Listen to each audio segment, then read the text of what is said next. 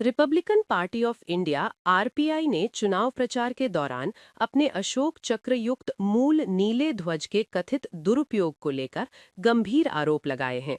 RPI Nagpur प्रदेश अध्यक्ष प्रकाश कुंभे और नागपुर प्रदेश महासचिव प्रशांत ढेंगरे ने कहा कि डॉक्टर बाबा साहेब अम्बेडकर द्वारा तैयार ये ध्वज पार्टी का आधिकारिक प्रतीक है, लेकिन अन्य राजनीतिक दल इसका अनुचित उपयोग कर रहे हैं।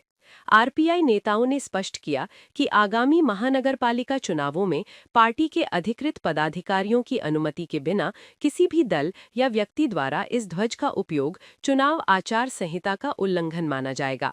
ऐसे मामलों में दोषियों के खिलाफ कानूनी कार्रवाई की जाएगी।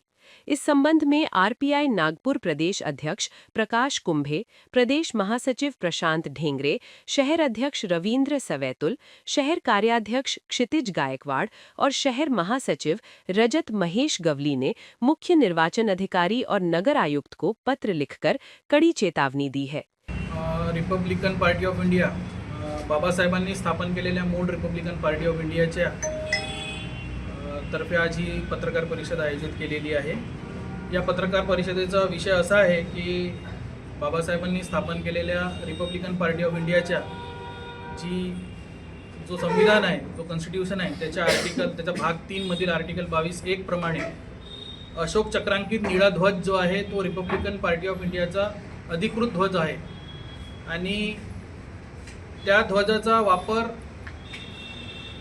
निवडणुकांमध्ये सगळेच लोक सर्रास वापर करीत आहेत। त्याचकरिता आम्ही एक आक्षेप असा नोंदविला आहे। आज आम्ही मुख्य निवडणूक अधिकारी महानगरपालिकेचे जे आहेत त्यांना आज एक निवेदन दिलं आहे की या महानगरपालिकेच्या निवडणुकांमध्ये रिपब्लिकन पार्टी ऑफ इंडियाचा जो ध्वज आहे तो आमची युती ज्याच्याशी होईल त्या पक्षाच्या व्यतिरिक्त कोणीही वापरू नये।